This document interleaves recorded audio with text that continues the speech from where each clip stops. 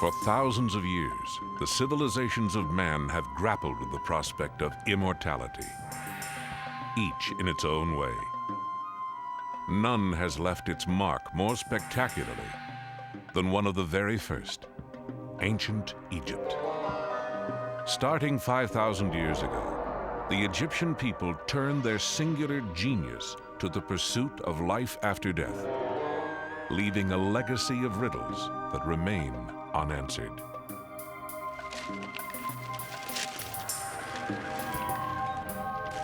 But in the desert, tantalizing clues are bringing us face to face with the mysterious pyramid builders for the first time. And in distant laboratories, scientists are going to extraordinary lengths to understand the Egyptian way of death. As never before, modern science is breathing new life into the secrets of the pharaohs.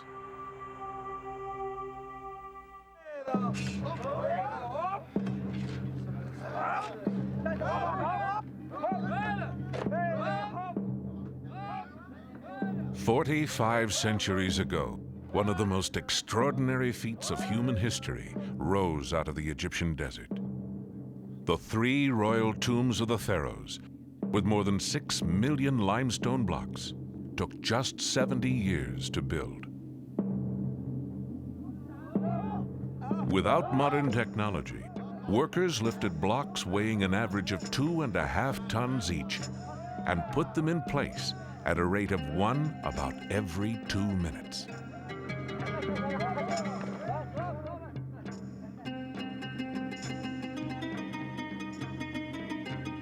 The apparent impossibility of the task has led some to speculate that the Egyptians possessed some mystical knowledge long since lost, or even had help from aliens. But now the sands of the Giza Plateau are yielding startling new clues to the ancient puzzle of who built the pyramids and how. 200 years of digging have produced pyramids, tombs, temples, statues, nice inscriptions, and relief scenes, but where were all the people? Mark Lehner is professor of Egyptian archaeology at the University of Chicago's Oriental Institute. His work has helped shift the focus of study here from monuments to men. For the first time, we're excavating to shed some light on the lives of the people, as opposed to just how the elite and the king that they served, how they were buried. Recent discoveries by Lehner and others have turned the popular understanding of pyramid building on its head.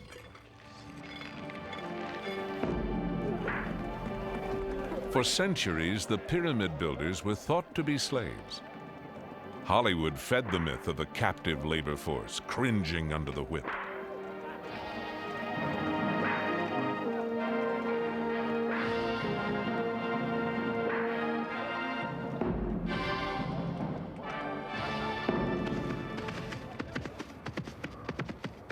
But one day in 1990, a remarkable discovery shattered that myth forever. A new era in the study of the ancient Egyptians began with a tourist riding a horse.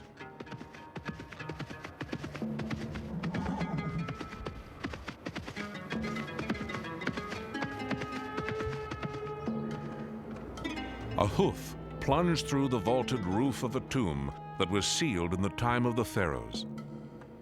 Inside was a glimpse of eternity.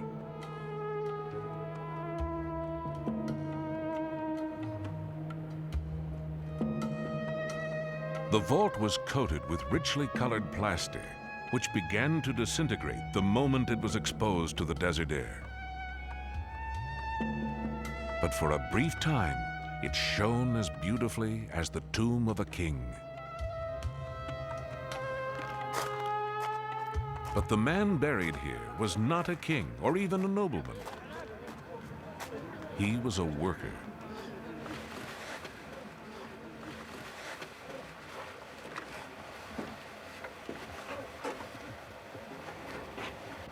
According to Dr. Zahi Hawass, Director General of the Giza Plateau, The design and construction of this tomb suggest that the man inside was no slave. Because of the size of his tomb, because of the unique shape of the vaulted ceiling, and also because it was cased inside with plaster, then I believe this is the man who was in charge of the whole administration of the workmen. This is the man who wanted to be sure that all these people live in a good living, and they go early in the morning to work, and they come by in the sunset, and they live in the village, and at the same time when they die, there is a tomb for everyone.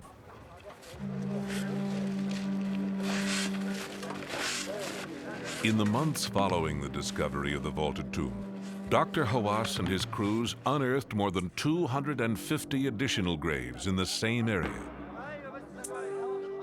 They had found an entire cemetery for workers.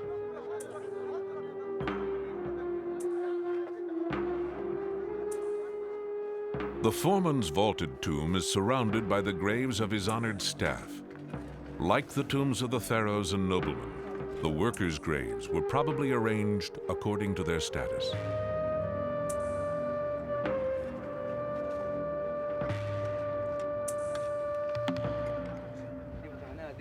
Dr. Hawass found that some tombs displayed hieroglyphic job titles, further proof that the ancient builders of Giza were highly regarded craftsmen.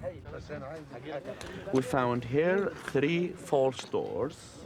Above each one, we found painted stela. We found in the titles of those people the hieroglyphic inscriptions saying that Khirb Yerius means director of building tombs, and Sahaj Yerius means inspector of building tombs. Okay. During excavation, archaeologists made another discovery that helped confirm the workers' status. Like the kings, the builders saw to it that pieces of art accompanied them in eternity. Detailed engravings, hieroglyphics, and small statues offered a glimpse of how the ancient workers actually looked.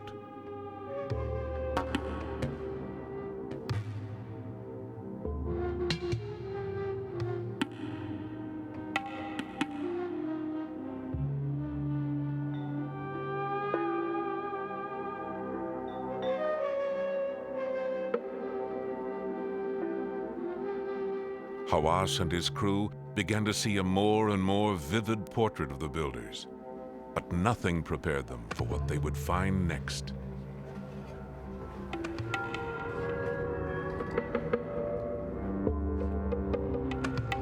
At last, in the shadow of the pyramids, modern workers come face to face with their ancient predecessors.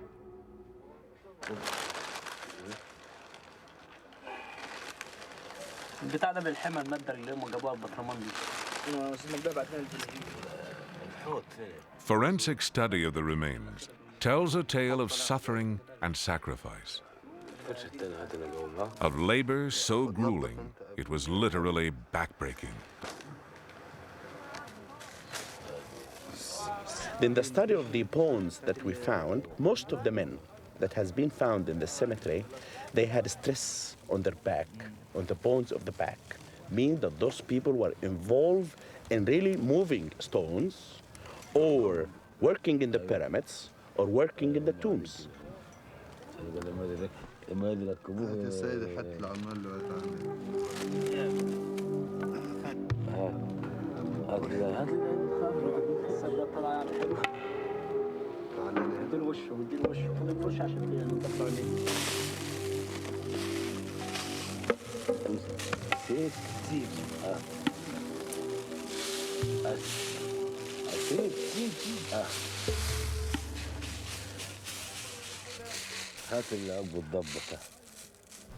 Archaeology now is not like what you see in King Tut and find gold, and gold in King Tut never give us any idea about the people and about how they lived and about anything. But this cemetery is working with the dirt and the sand. Then each piece of sand, each piece of stone, each piece of pottery reconstruct the Egyptian history. It gives us information about those people.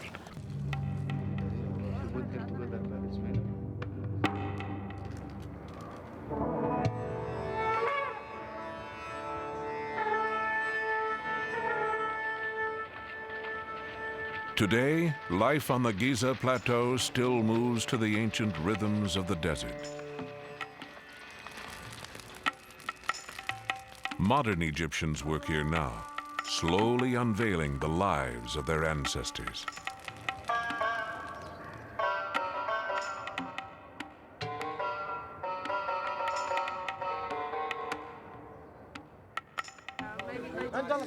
Mohammed Morsi. فندم صباح الخير. Ali Camel. Khalik Rago, yani, road. A few dozen men report for work at this site today, but during the pyramid construction, there were tens of thousands. Mark Lehner knew that a huge workforce would have required a city to support it. But where was the evidence of this long-abandoned metropolis? The first glimpse of it came when excavators began to uncover a bakery. It's as though everywhere we open up a hole in the desert, we find massive evidence of bread baking. And we're talking about thousands and thousands and thousands of loaves. Where you have so much bread, the beer can't be far away, and where you have bread and beer, you have to have people. So it says that there are a lot of consumers out here. Lehner and his team found huge vats for mixing batter and hundreds of bread molds. We apologize to this pot that's been here for 5,000 years, intact. But there's no way we can take it out whole.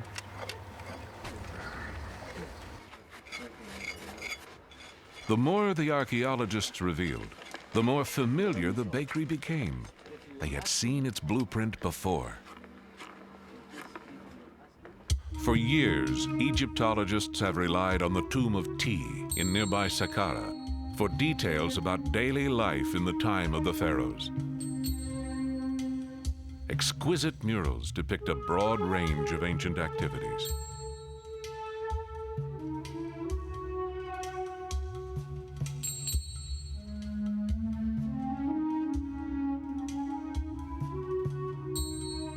The illustrations show how the Egyptians brewed beer and how they baked bread in a production line capable of feeding thousands.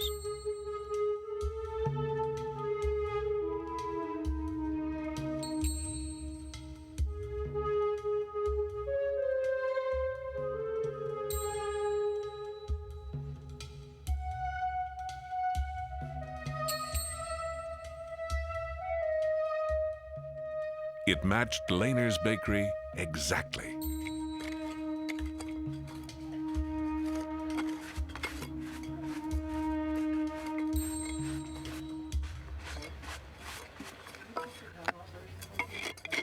The beautiful thing about our results here is that the tomb walls inform what we're finding. You can go to this almost like a Sears catalog, like I say, and say, oh yeah, this is what we've got. It's a nice kind of merger of text, picture, and archaeological remains. One fragment at a time, the archaeologists pieced together the layout of the ancient construction site. The desert jealously hides most of the evidence, but some clues are right out in the open, just waiting to be recognized for what they really mean.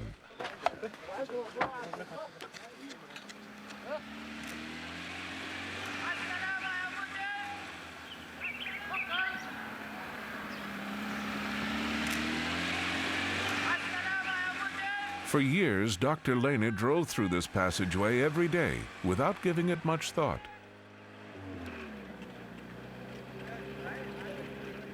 But when digging revealed that most of the structure was buried in sand, Lehner reconsidered its significance. What appeared to be only a 12-foot ledge was actually a gigantic wall that once towered 30 feet above the desert. Now you don't build a 26-foot high gateway so men can go to work every day. This is a border, and this is the entrance to something really powerful. And what's really powerful are the pyramids, the tombs, and the temples, the tombs of the elite.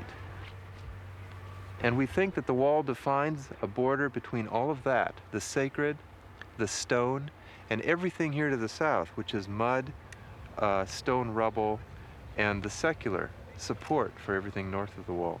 And more I'm convinced this was in fact downtown Egypt during the time the pyramids were built. Laner thinks they might soon find a grand palace, even a royal residence on the downtown side of the wall. Through the huge gateway lay a harbor, the center of activity for the entire plateau.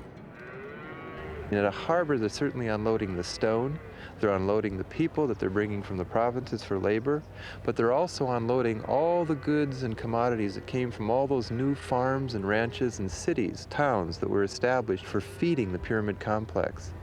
For the first time, they were gathering people together, not in terms of hundreds, but suddenly in terms of thousands or tens of thousands. To the edge of the desert, these masses came to make burial tombs for their kings, skyscrapers that would dwarf anything yet built by man. The building techniques were ingenious, but mysterious even today. How did workers lift these huge stones 40 stories high? Many scholars believe they used a giant ramp that spiraled up the sides of the unfinished pyramid to move the blocks to the top. We would have seen hundreds, if not thousands of men, organized probably into teams of 10 or 20, pulling 2.5-ton blocks on large wooden sleds up the long ramp. There would have been a cacophony of sounds. You would have heard the clink-a-chink of stonemasons cutting the stones, tool sharpeners sharpening the copper chisels, and probably the chanting of thousands of men. They had to be doing this in a real rhythm if they put one block in place every 2.5 minutes.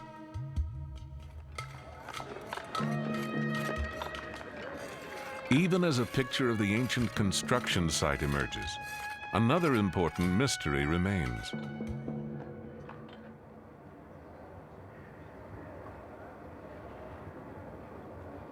Where did all this limestone, more than 15 million tons, come from? For centuries, a popular myth held that the stone came from a faraway quarry. But Dr. Laner suspected there had to be a much closer source. For insights, he looked to a modern quarry, where limestone cutting goes on pretty much as it did in 2500 BC.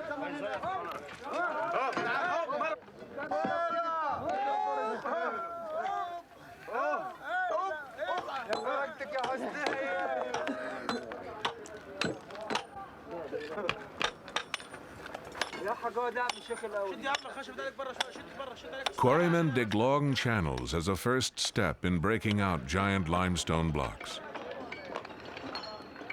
If channel marks like these could be found near the pyramids, they'd pinpoint a closer source of stone.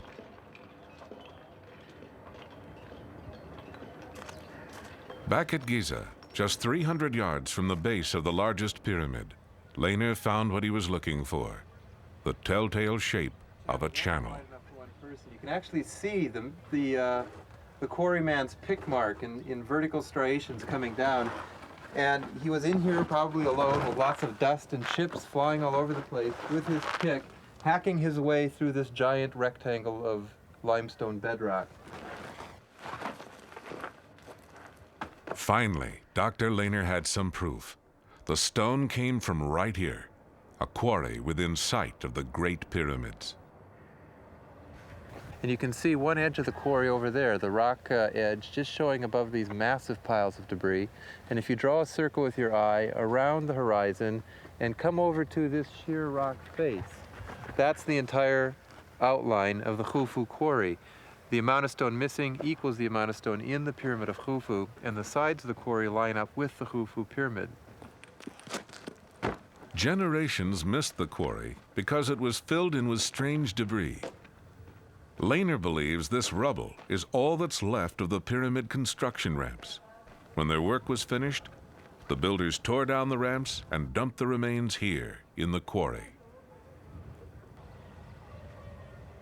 We're looking at what the pyramid ramps were built out of just piles and piles of this limestone dust. And then they put up a retaining wall of mud and clay. And this stuff as a whole, you know, is extremely solid. But when you want to take it apart, it really comes apart nicely with a pick and into its constituent parts. So this is essentially what the pyramid ramps must have been built out of, because this is what's here. Tons, millions of tons of this stuff.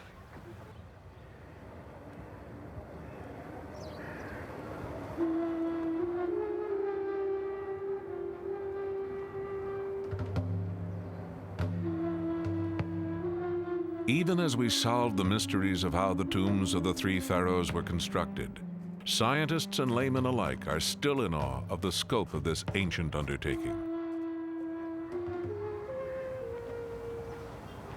Mark Lehner's discoveries here may help put to rest some of the more far-fetched theories.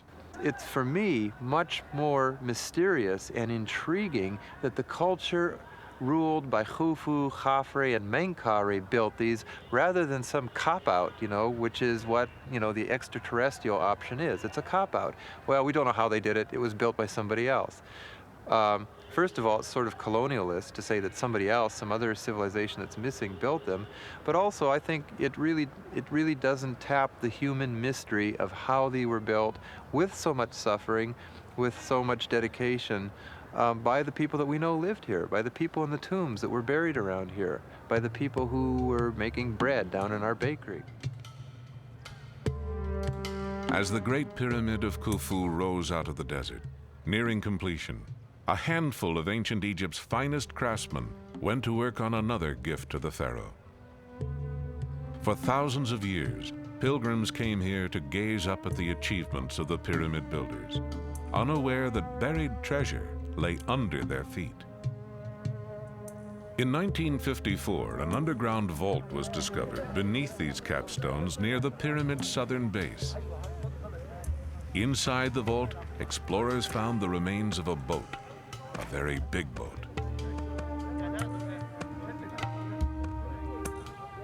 Farouk El-Baz remembers the stir the find caused.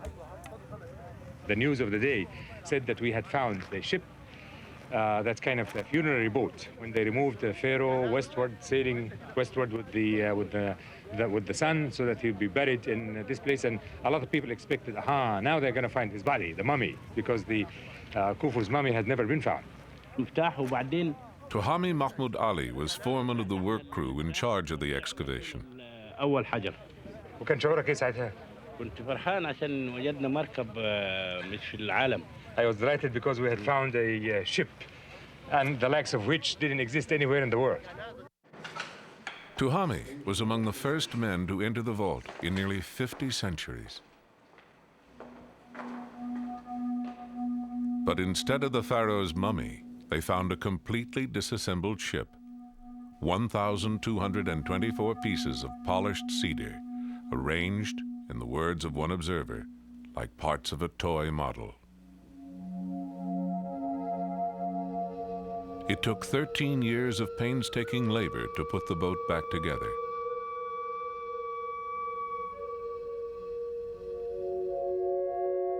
The old shipbuilding techniques, like hand-tying planks to the rails, were scrupulously followed. Naval historians say the boat is an engineering feat in wood, as impressive in its own way as the pyramids are in stone.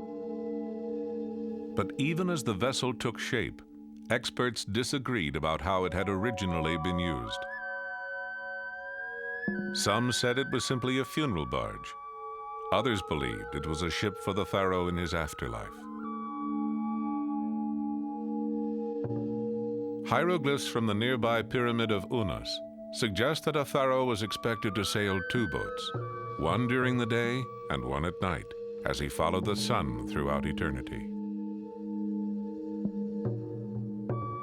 Other reliefs, like these on the walls of the tomb of Ti, provide documentary evidence of the importance of boat traffic on the River Nile, but shed little further light on the debate, except to show us how the ancient boats were made.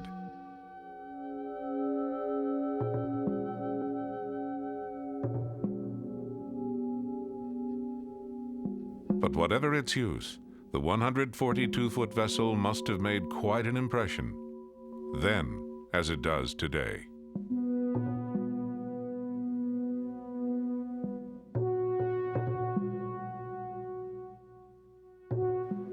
It is one of the oldest ships in the world.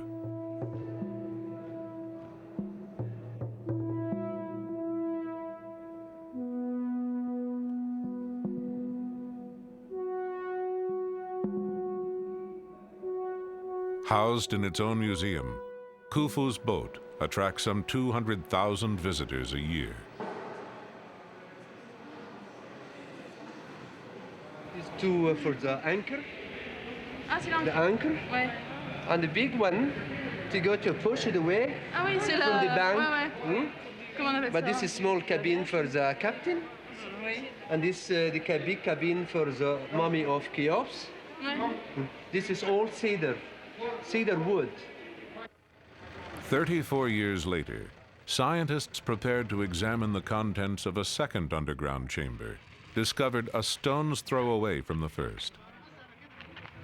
But this time around, they would not excavate it. Dr. Elbaz, director of Boston University's Center for Remote Sensing, and a team of scientists sponsored by the National Geographic Society, began the operation with ground-penetrating radar, which provided a rough map of shapes below the surface. Mind is the only real change. This space-age approach has helped solve one of archaeology's thorniest problems, how to explore a site without destroying it. The only digging involved would be scraping away a few feet of loose earth from one of the enormous capstones covering the pit. Archaeology is no longer a grave robbing activity or a destruction, a way of destroying things until you get the artifacts. It's not because the site itself might be an artifact to keep it intact the way the ancients had left it. So this is really getting a way of departing from the archaeology the way it was, and we are just opening a whole new way that might apply in many other fields. The key to the plan: drilling a small hole through the 6-foot thick capstone into the vault while still keeping it airtight. When the first chamber had been opened in 1954, the air inside was still heavy with the smell of cedar. So there was still a chance the air in this vault too had been trapped there for over 46 centuries, an invaluable scientific find. Bob Moores of Black & Decker developed a sophisticated airlock that would make sure new and old air wouldn't mingle. A system of O-rings and backup seals would be anchored to the rock.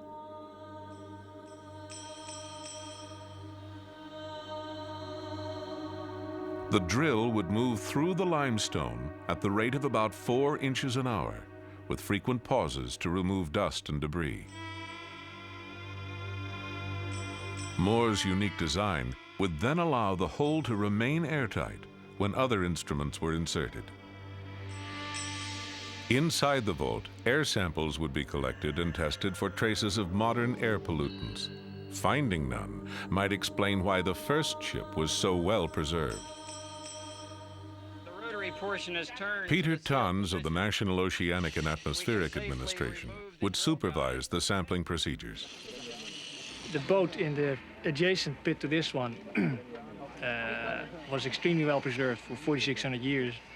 And from what I've heard, it has deteriorated more in the past 20 years than in the previous 4,600. So the Egyptians are not very keen on opening this pit and getting the boat out, or if there's a boat in there, of course, and then have it crumble. So they would like to see what's in there, what it's like in there, and then seal the hole back up. The drilling operations consume 1 full day, then another. Then, midway through the 3rd day, Bob Moore's drill moves through the last few millimeters of stone. Broke through. Break through. Hey. All right. Wait, I'll pump on this for a little bit. because I want to fill this with. It's time for the rest of the team to go to work.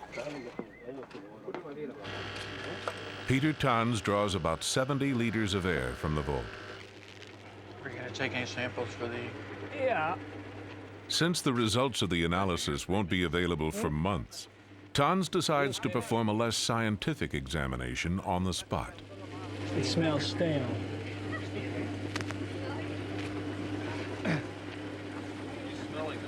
Thanks. It smells stale, guys.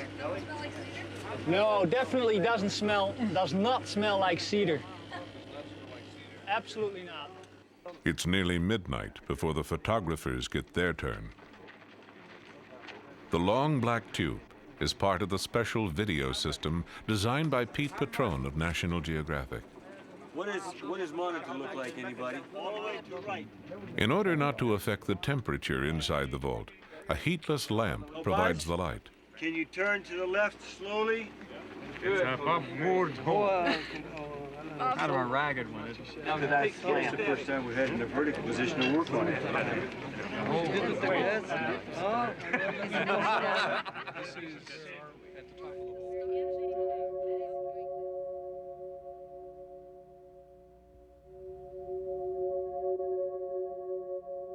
As the camera begins its slow descent through the hole, everyone gathers around a TV monitor to catch a first glimpse of things that haven't been seen for nearly 5,000 years.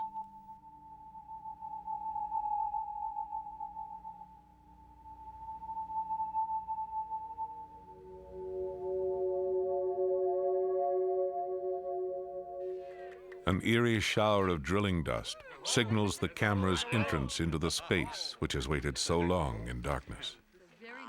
Neat. All right. Oh, it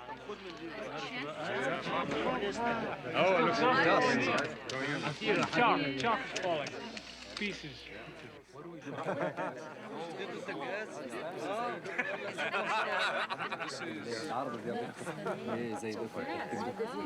Looks like a mats.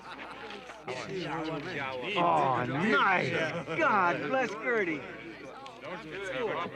Hey, okay, you're right. It is a boat. Yeah. That's not dirty laundry. Look at all that stuff on top. That comes from the ceiling, I think. Ooh. Pieces of limestone, I guess. Right. Don't you think?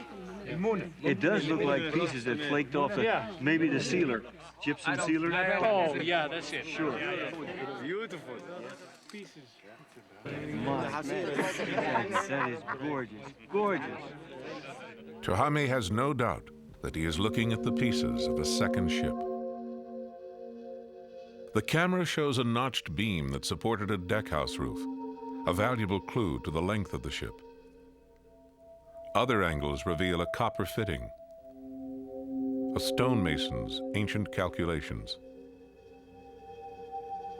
Experts now believe each piece is part of a ship very much like the first, though perhaps a bit smaller. The obvious damage inside the vault may have resulted from a brick-making machine used to build the museum for the first ship. It stood directly above the second chamber, vibrating and dripping water. Other details seem to confirm this hypothesis. Wet-looking patches in the roof where plaster had fallen. A pair of ghostly oar blades warped by moisture. No, drop down. And then, something unexpected. Whoa. Peter, quick. Come on here. 4,000-year-old air. Yeah. Go, officer. That's it. We can zoom in. Lock the nut. Is that him? Look at him. There he is. ده معلم تمشي 5,000 years ago. Righty, man. Right. This is daughter of Cleopatra. How else could the beetle live? You know, I mean, he has to be breathing air. So if we have a live beetle, that means we don't have 4,000-year-old air. Whatever the results are, bad or good, if they're scientific, that's what we tried to do. We tried to find out. And we did find out there's something living down there. After taking samples of the air and after looking at it, we know that we have not disturbed the site at all. So this is kind of starting a whole new, opening a whole new door to technology, and I personally believe that this might be a new change to the archaeological exploration, very much like what age dating did to archaeology earlier in this century. Age dating propelled archaeology from a collector's pastime into a more exact science. Video exploration promises to extend its reach into realms that have always seemed impenetrable, until now.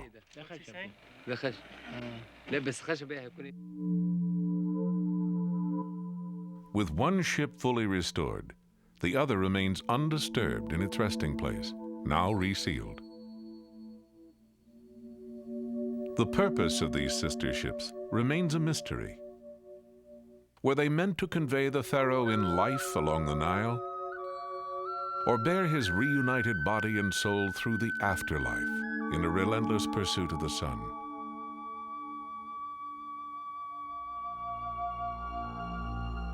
That eternal journey demanded a well-preserved body.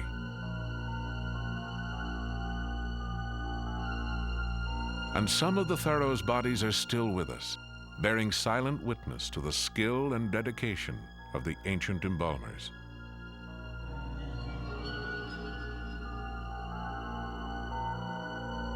The mummifier's art, once a museum curiosity, has become the scholarly fixation of Egyptologist Bob Breyer. I tend not to say I'm obsessed with mummies. I know other people do, but I'm interested in all aspects. I have been really, I guess I have been obsessed. I admit it I'm obsessed.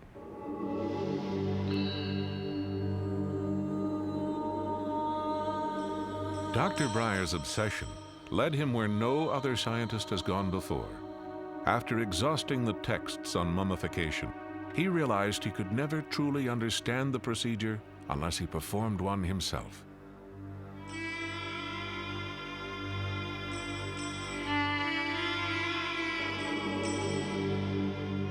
And so, a body donor will get a treatment fit for an ancient king. Now we can take everything but look beneath the stomach out. I'm not a mortician. I'm a professor, and I've been teaching Egyptology for more than 20 years. When the University of Maryland Medical School offered to collaborate with me, I had the chance to do the first Egyptian mummification in perhaps 2,000 years. But it's not going to be easy. We're just amateurs compared with the ancient embalmers. They were so skilled, they could remove the brain through the nostrils without damaging the face. Right there. And let me just get the block and I'm just going to tap it. I want to tap it through. Okay, go ahead. All right? Yep.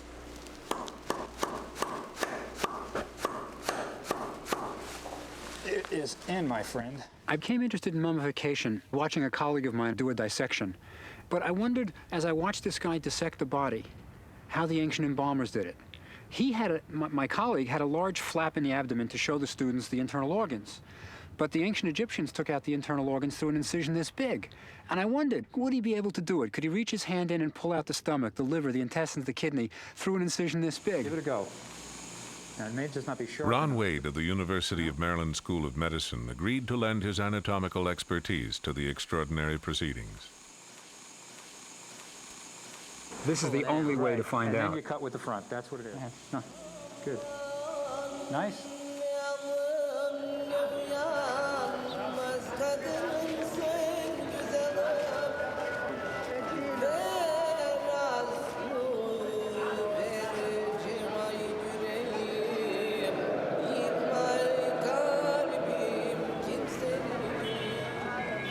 To prepare for the mummification, Breyer spent weeks in Egypt, learning all he could about ancient ritual and combing Egypt's ancient marketplaces for the sacred spices and materials his mummy would demand.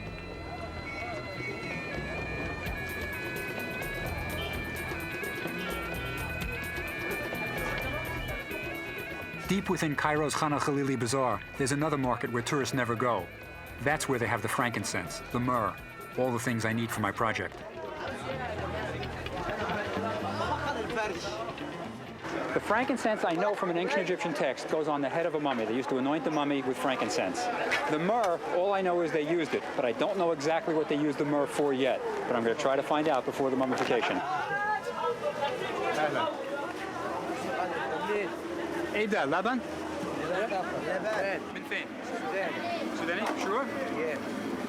بكم ربع كيلو؟ ربع كيلو 5 جنيه. 5 جنيه؟ 5 جنيه. تمام. ماشي. بالظبط؟ بالظبط. تمام. تمام. أنا صالح. خلاص عندي باكور.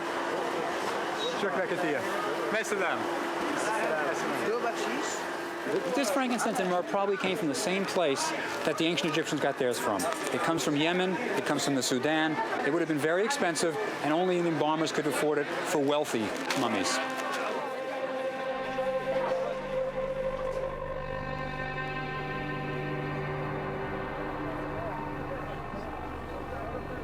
No one knows how many mummies there are in Egypt, but people were dying for a long time.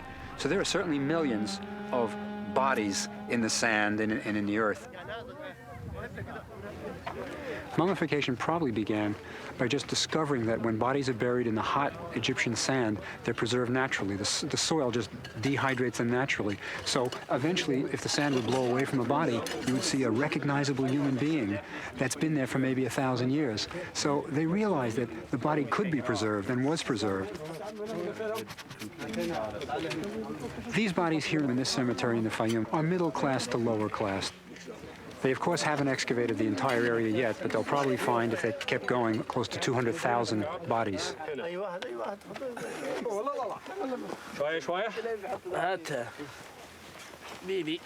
Everyone in ancient Egypt, rich or poor, wanted to be immortal, to be like Osiris, to resurrect in the West. So everybody had a shot at immortality, and the more you could afford, the better your shot at immortality, the better preserve the body, because the body was going to get up and go again in the next world. It was literally going to resurrect, so you had to preserve it. So all your money, all your thought went into preserving your body. The poor man couldn't put too much money into it. He was merely wrapped, placed perhaps even in a mass pit burial, and would just hope for the best. Okay, hold on. Hold on a second. Okay, Joel, you get out and I got this in. Try to keep it so pieces don't fall off.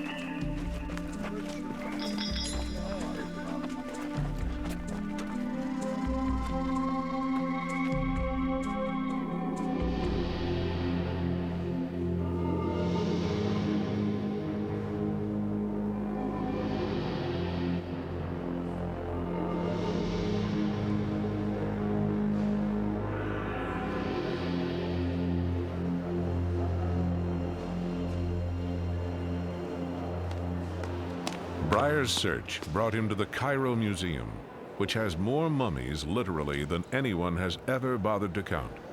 It's filled with the things that pharaohs took with them in death. The Egyptians didn't just preserve their bodies. They wanted to have backup systems. They didn't want to have just one shot at immortality.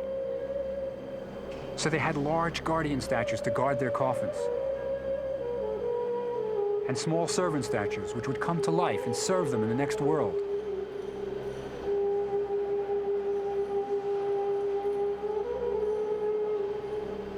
To make the actual trip, they built elaborate coffins painted with an idealized image of the person, and covered them with magical spells to protect the body from harm.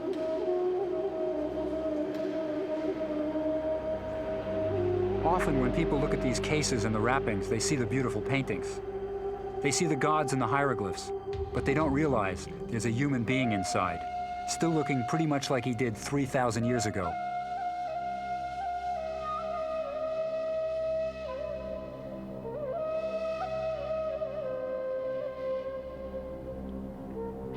The great thing about mummies, and what I think draws people to them, is that they're recognizable. You see somebody who was once a pharaoh, a king of Egypt who died 3,000 to 4,000 years ago. But if you knew him, you would say, ah, there's Seti, there's Ramses. He's still recognizable. He may weigh a lot less, maybe 28 pounds is the average weight of a mummy after it's dehydrated. But you would still recognize him not only as a person, but as who he was.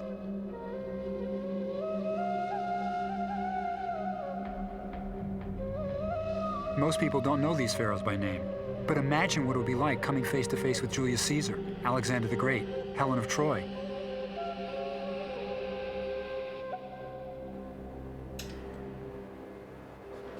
This case contains one of the greatest kings that Egypt ever knew. Just the primary tests for this. Nasri Iskander is the keeper of mummies in the Egyptian Museum. He's been doing it for 20 years and is one of the foremost authorities on mummies, certainly on the Egyptian collection. And they seem not. So everything looks good? Nothing is unusual. Yeah. Oh, it looks wonderful. The Pharaoh Ramses the Great reigned for 67 years. He was more than 80 when he died over 3,000 years ago. This is the kind of mummification I want to do. The Ramses mummy shows us just how good the Egyptian embalmers were. His hair was dyed henna. His fingernails were painted. Everything was done for him so that he would look young forever. When I see this, I feel something inside. I can't explain it, but I just feel it. Yes. And I think that most of the people will feel this. Yes. And this is not just a dead body. No, this is a history. Big history. This man built Egypt.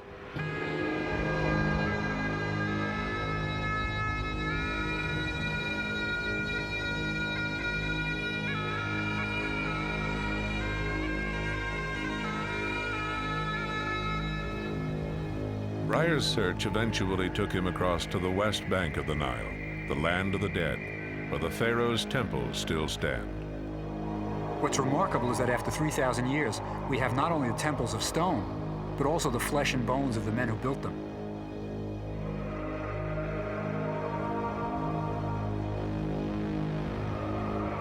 The mummies of the pharaohs may have been impervious to time, but they were still vulnerable to one thing: looters. It's really a miracle that we have the ones we do. Many of the pharaohs that survived intact were found in a secret cache at Deir el-Bahari. It's isolated and desolate today, as it's always been, which is probably why the royal mummies weren't discovered until about 100 years ago. It's a good thing they were.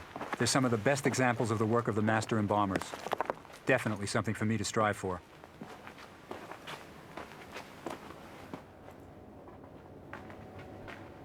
Sometime in the late 1870s, local villagers stumbled upon this hidden cache of royal mummies. The miracle is that they even found this place. The hole was undoubtedly filled in. They probably noticed water running over the cliffs and disappearing into it, and they figured this must be a tomb. Word was sent to the Antiquity Service in Cairo that a tomb had been found, not containing one mummy or two, but 40. When the inscriptions on the coffins and bandages were read, they knew they had found the pharaohs of Egypt. They knew they had found Ramses the Great, Seti I, the great warrior king Thutmose III. They knew what they had. They had found some of the greatest kings of ancient Egypt.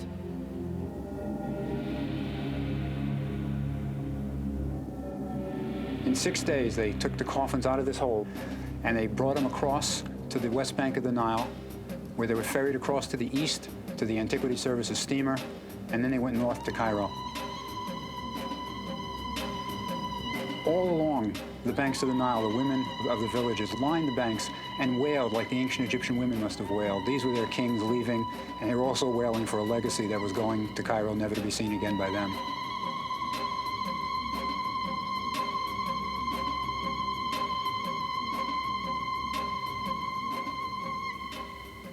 But their ancient kings would inspire a new kind of reverence, compelling scholars like Breyer to retrace each detail of their final ritual journey. When a king died, he was ferried across to the west bank of the Nile, where the embalmers' shops were. The Egyptians lived on the east bank, and those who could afford it buried their dead on the west. The sun dies in the west, so they associated the west with death, and they called the people who died Westerners. They didn't want to call them dead, so they had lots of euphemisms. They called them Westerners. If you died, you went west. Ancient texts tell us that the embalming process took 70 days. The first thing they did was to take out the moist internal organs. This is to help prevent decay. If you don't remove all the moisture, the body will rapidly deteriorate. Embalmers were really technicians. They were the ones who knew the anatomy, knew where the liver was, knew where the stomach was, and could take it out through a small slit. It was different. Okay, Bill, do you have a tray? Each organ was carefully removed and ritually placed in a special vessel called a canopic jar. Well, the ancient texts say that they washed out the abdominal cavity with myrrh and palm wine. So we're just going to do it the way they said they did it. So we've got a linen covering inside the abdominal cavity already, and I'm going to put the myrrh right on the linen. This is the palm wine. Here it goes. The ancient Egyptian word for wine was erp, like a burp.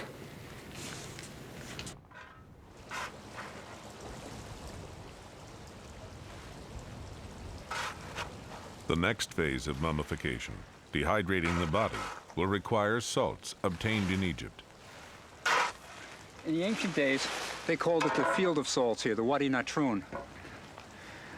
Natron is much better than just salt for preserving something. It's got an extra thing in it. It's got basically baking soda. And you know how you put, when you put baking soda in your refrigerator to absorb the smells? This must have helped in mummification. It not only preserved, but it got rid of some of the horrible odor that must have been involved with mummification.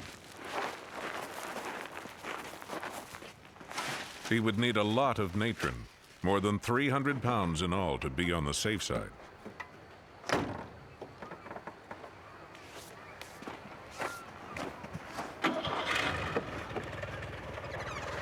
The mummy has to be totally immersed in it. So I'm going to have natron under it. I want to put natron on top of it, then fill the inside of the mummy with little packets of it, so that the mummy will dehydrate from inside and outside at the same time. Even Tutankhamun had some of these little packets that were buried in his embalmer's cache. All right, Ron, we'll do it down here. Okay, I'm going to pour it right here. Okay? There it goes. Yeah, you just smooth it out. In a small basement room at the University of Maryland Medical School, we've recreated the ancient embalmer's tent, keeping the humidity low to be like the dry desert air. Okay. We're just about there. Do you think we can get about 6 or 7 more jars out of that? No problem. All right, Ron, here's the liver. If you can put it on the far corner, and we'll cover it a little later with a little more natron.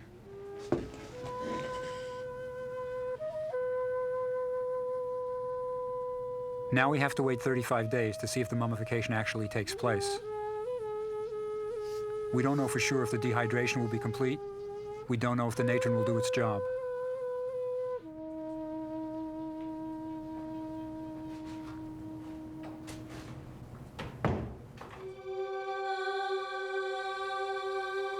Whatever the outcome, this has been an important scientific venture.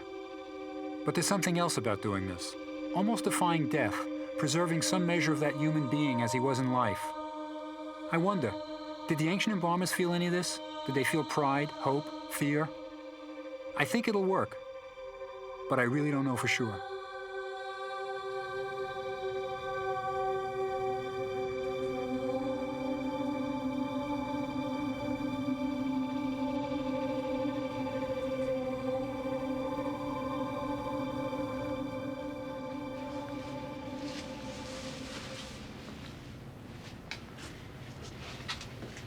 Wow.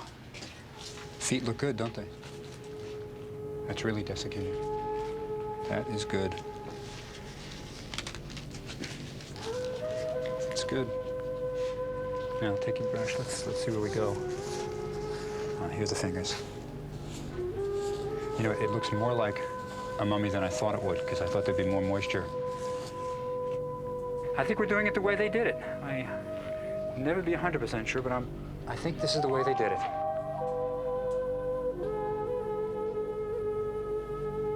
Break this.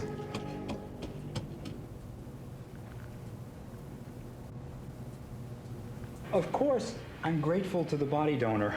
It's still a wonderful thing for anyone to give his body to science, and I'm hoping that he would enjoy knowing that this is happening. I don't know for sure, though, but I like to think that he would like it.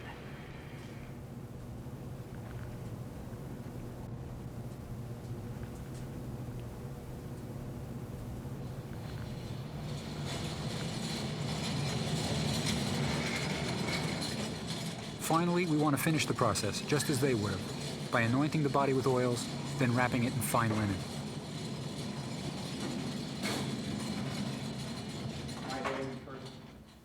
If you were wealthy enough, you'd have a priest who's wearing a mask of the jackal-headed Anubis, god of embalming. The priest would say certain rituals over the body as it was being wrapped. They would pour unguents on the body. Frankincense and myrrh would be used to perfume it. This is good. Okay.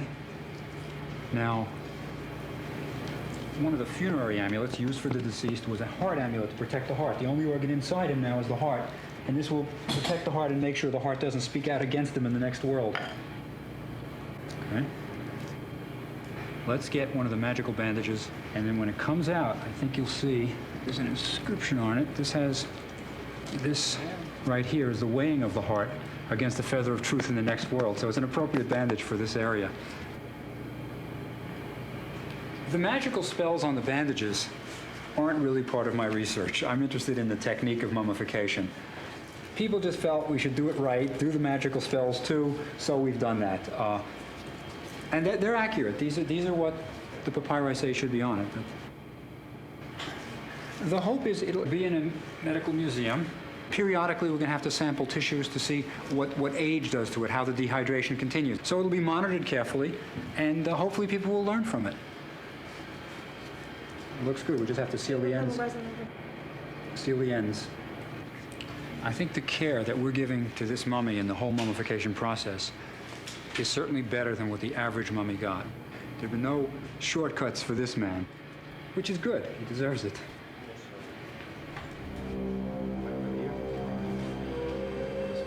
At the tomb, the last rituals were performed on the mummy. There was the opening of the mouth ceremony, where a priest would take an adze, an oddly shaped implement, touch it to the mummy's mouth, and say a final blessing to give the mummy new life.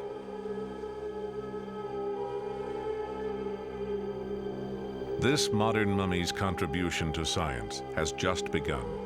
He'll continue to inform us about the process of mummification in the coming years and decades. We can only imagine what his ancient counterparts would have made of our endless fascination with them. Would they curse us for our meddling ways, as some have claimed?